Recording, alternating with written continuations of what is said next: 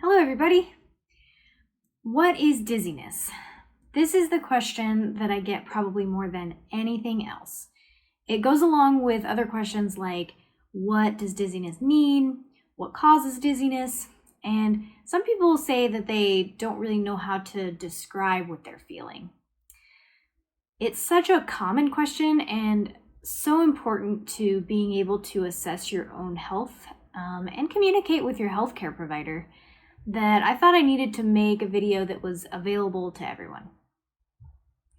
How we communicate about dizziness is super important because when it comes to dizziness, a huge part of the diagnosis, I think one study found 76% of it, comes from the subjective history or what you're telling the doctor that you're experiencing.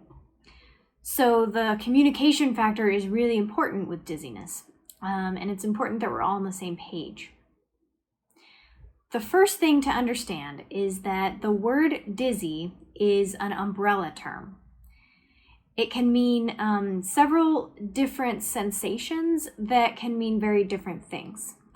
Kind of like how being happy or sad can mean many different kinds of happy or sad.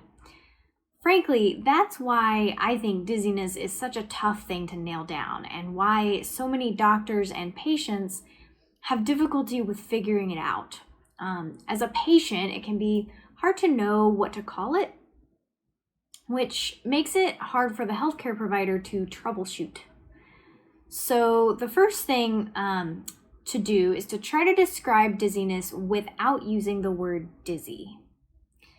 Some common ways to describe dizziness in more detail are lightheaded, heavy-headed, rocking, swaying, spinning, motion sick, maybe unsteady, like on your feet, or even overwhelmed. The reason that describing it is so important is because the description can indicate different problems that are causing it. For example, lightheadedness is pretty vague, actually, but usually it's associated with feeling faint, like you might pass out. That could indicate something to do with blood flow or getting like oxygen to your brain. And so kind of implies that maybe the problem has to do with your cardiovascular system. Of course, that is a very different sensation than dizziness where the room is spinning. We call this type of dizziness vertigo. Any type of dizziness where you're feeling movement that isn't really there can be vertigo, like rocking or spinning.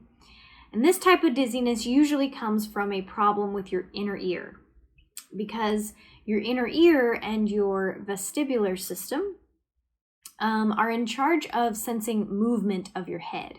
So when something in your vestibular system malfunctions, you can get incorrect movement signals being sent to your brain, and it feels like you're moving even though you aren't. Or when you do move around, your brain might not get the correct signal. So when you move, you might feel unsteady, wobbly, maybe difficulty focusing your eyes, that sort of thing. So you can see how the dizzy that comes from something like a cardiovascular problem is very different than the dizzy that comes from an inner ear problem. It really depends on which system in your body is being affected. There are several different systems that can cause dizziness when they malfunction, some more serious than others, and each system causes dizziness differently. Plus, each different type of malfunction within a system can cause dizziness differently. So the description really does follow the cause and can help narrow things down. There may be several different words that you can use to describe what you're experiencing, and that's actually okay. There's no wrong way to describe your dizziness. It's your symptom.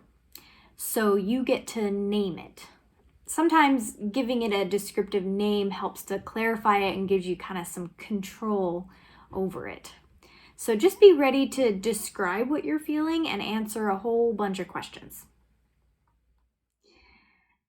In addition to the quality of the dizziness and the words that you use to describe it, there are other factors about dizziness to consider.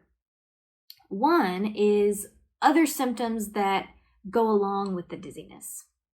In our cardiovascular example, you might have other symptoms that have to do with blood flow and oxygen, like shortness of breath, numbness and tingling in your hands and feet, tunnel vision, weakness and fatigue.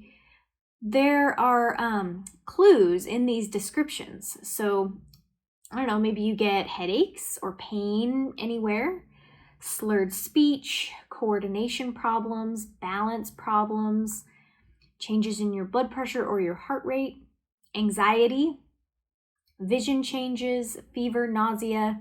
Dizziness usually doesn't happen by itself. It's such a general term because it describes something that's happening to a system. These other concurrent symptoms can help figure out what is malfunctioning in your body if you know what the different body systems are supposed to do. Inner ear problems, for example, sometimes, not always, but sometimes can accompany changes in hearing, which makes sense because your inner ear also does hearing. So some people get migraines that cause their dizziness, and that can come with a headache or visual auras. If you had a fever or you were sick, there could be infection or inflammation going on.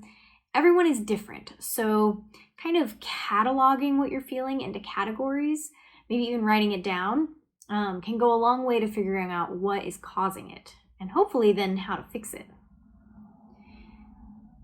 You also want to ask about patterns to the symptom, meaning what makes it better and worse, and how does it act over time. So does the dizziness come and go, or is it gradually getting better or worse? When dizziness happens in spells, it can be hard to figure out any kind of pattern, but you'll at least want to ask yourself how long the dizziness spells last and how often they happen. Aggravating and easing factors can be super important for diagnosis. Think back to when we talked about the cardiovascular system. If it's involved, anything that requires extra blood flow is going to be a problem, right? Like think about exercise or maybe even just walking upstairs. Then again, inner ear problems will be aggravated by something related to movement, like a change in position or even movement in your surroundings, like your peripheral vision. Maybe there are certain positions or activities that trigger your symptoms, or maybe for you, it's less concrete, like certain foods, medications, or stress, like life stressors. What makes it better and worse and how it acts over time should also fit with what system is involved. And it can help narrow down what systems or structures in your body are being affected so that we can identify the problem.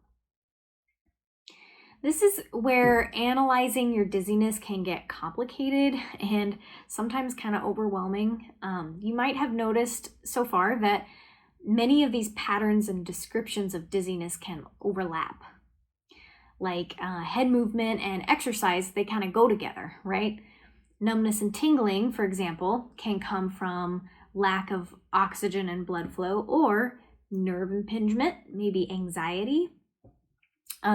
So it gets kind of tricky. There's also no rule saying that you can only have one kind of dizziness at a time. People very often have different types of dizziness at once. My advice is to try not to get overwhelmed. Think about the dizziness words that best describe what you are feeling and write them down. Categorize your symptoms as best you can, but try not to get stressed out thinking about every little detail or overanalyzing.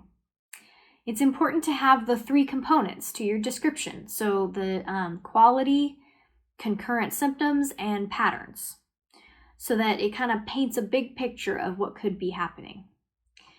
If you get dizzy when you stand up quickly, was it the drop in your blood pressure? Was it the quick movement of your head? Or maybe unsteadiness once you were on your feet?